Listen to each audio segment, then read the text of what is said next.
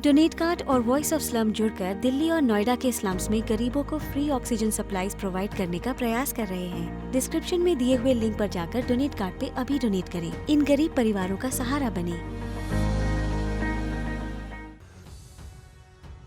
सियासत में अगर एक ही पार्टी के दो नेताओं की लड़ाई जग जाहिर हो जाए तो विरोधी इसका पूरा फायदा उठाने की कोशिश करते हैं। अब प्रदेश में अशोक गहलोत और सचिन पायलट के झगड़े को ही देख लीजिए, खत्म ही नहीं हो रहा। दोनों नेता एक दूसरे पर बिना नाम लिए इशारों ही इशारों में तंज कसते रहते हैं और इसी झगड़े का पूरा फायदा उठाने के लिए बीजेपी वाले भी हमेशा तैयार बैठे रहते हैं। अब राजस्थान विधानसभा में उपनेता प्रतिपक्ष राजेंद्र सिंह राठौड़ के इस ट्वीट को ही देख लीजिए। इसमें राठौड़ सचिन पायलट के लिए लिखते हैं कि आखिर मन का दर्द होठों पर आ ही गया, ये चिंगारी बारूद बनकर कब फूटेगी ये आने वाला वक्त ही बताएगा। कांग्रेस को सत्ता तक पहुंचाने में तत्कालीन कांग्रेस प्रदेशाध्यक्ष सचिन पायलट जी ने अहम भूमिका निभाई थी। इस तरह का ट्वीट करके राजेंद्र सिंह राठौड़ ने सचिन पायलट की दुखती रग को छेड़ने की कोशिश की, लेकिन कामयाब नहीं हो सके, क्योंकि सचिन पायलट ने बीजेपी नेता और विधानसभा में उपनेता प्रतिपक्ष राजेंद्र सिंह राठौड़ को उन्हीं के अंदाज में करारा जवाब दे डाला।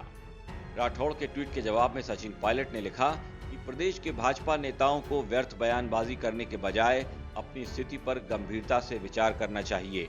आपसी फूट व अंतरकलह इतनी हावी है कि राज्य में भाजपा विपक्ष की भूमिका भी नहीं निभा पा रही। इनकी नाकाम नीतियों से देश में उपजे संकट में जनता को अकेला छोड़ने वालों को जनता करारा जवाब देगी। अब पायलट ने राठौड़ को करारा जवाब तो दे दिया, लेकिन जवाब देने में काफी देर लगा दी।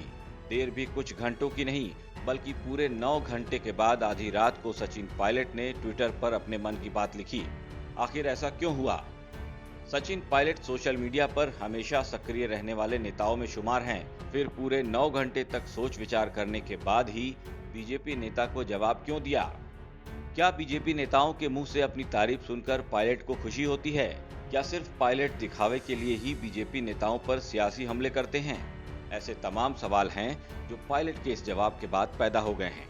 अकेले राजेंद्र सिंह राठौड़ ही नहीं, बल्कि सतीश पुनिया और गजेंद्र सिंह शेखावत सरीखे कई बीजेपी नेता गाहे बगाहे सचिन पायलट की तारीफ में ऐसे कसीदे पढ़ते रहते हैं जैसे पायलट कांग्रेस के न होकर बीजेपी के ही नेता हों। लेकिन अपनी तारीफों से सचिन पायलट भले ही अंदर गदगद हो जाते हों, लेकिन कांग्रेस में रहते हुए सचिन पायलट अपनी मर्यादा और अपने कर्तव्य को अच्छी तरह से समझते हैं।